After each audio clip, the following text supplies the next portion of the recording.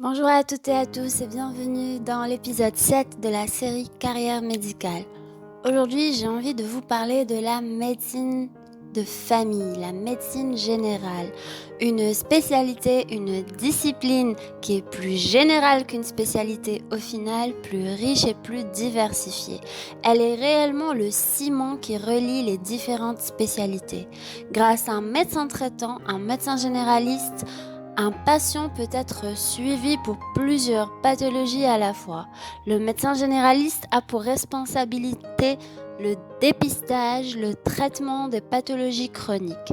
La large palette qui s'offre à lui dans le domaine libéral et en cabinet est très diversifiée. Ça va des simples infections ORL pulmonaires jusqu'aux plus lourdes pathologies telles que les maladies cancéreuses, dépistage du cancer du sein, du rectum et d'autres pathologies plus lourdes car il est en ligne de mire, en première ligne du dépistage de ces pathologies.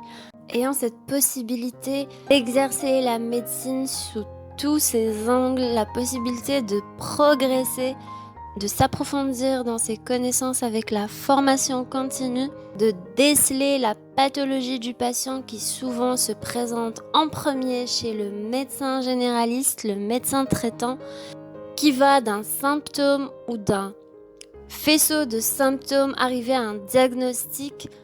Souvent, un patient vient pour la première fois à son diagnostic d'insuffisance rénale, de troubles du rythme cardiaque, d'anxiété, de dépression, d'anémie, de colopathie ou différentes urgences médicales qui vont être décelées par le médecin généraliste qui établit le diagnostic et lance la conduite à tenir thérapeutique dans les limites de ses connaissances.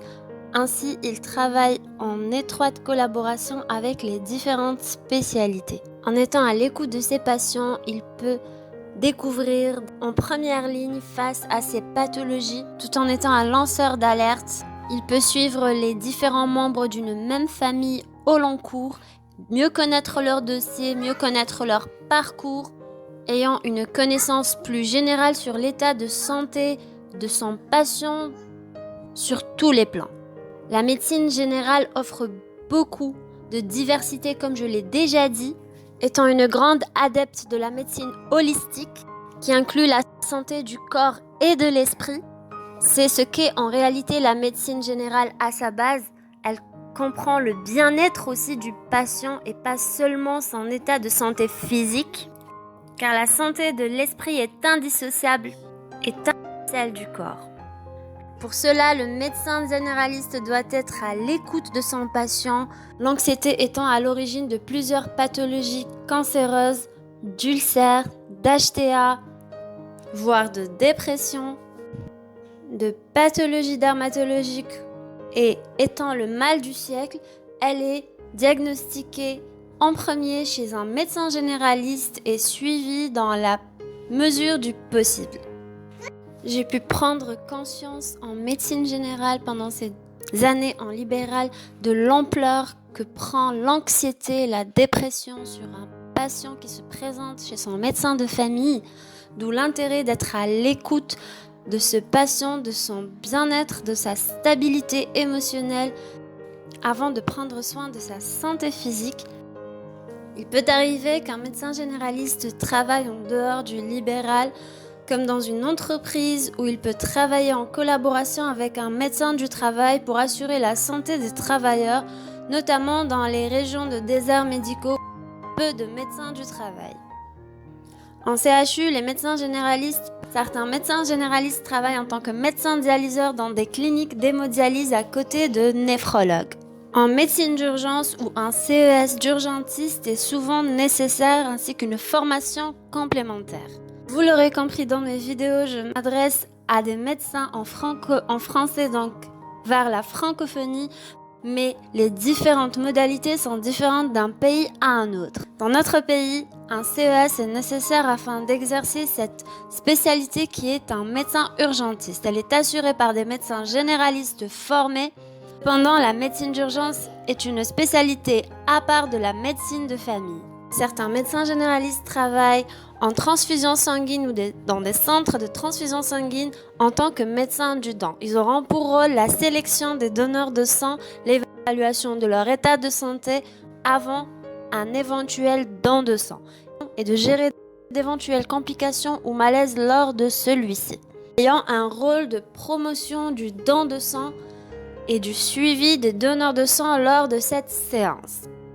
Comme tout spécialiste, certains médecins généralistes peuvent travailler dans des administrations liées à la gestion médicale, telles que des agences nationales des ministères de la Santé. Mais à ce moment-là, le rôle est plutôt d'apporter les meilleures solutions sur le terrain pour les médecins en exercice médical. Un médecin généraliste peut choisir d'exercer sa discipline en médecine scolaire, crèche, école. C'était les modalités lorsque celui-ci ne choisit pas d'exercer dans un cabinet médical.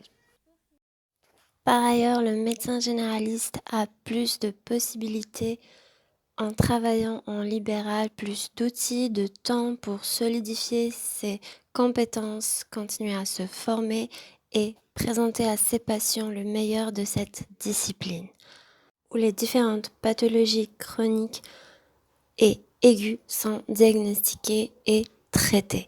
Diabète, hypertension artérielle, insuffisance rénale, insuffisance hépatique, pathologie cancéreuse, anémie, ulcères et d'autres pathologies qui passent tout d'abord par la médecine de famille avant d'atterrir dans les différents services ou même d'être traité et suivi par le médecin généraliste. Je tenais particulièrement à cette vidéo car c'est une des disciplines que j'apprécie particulièrement.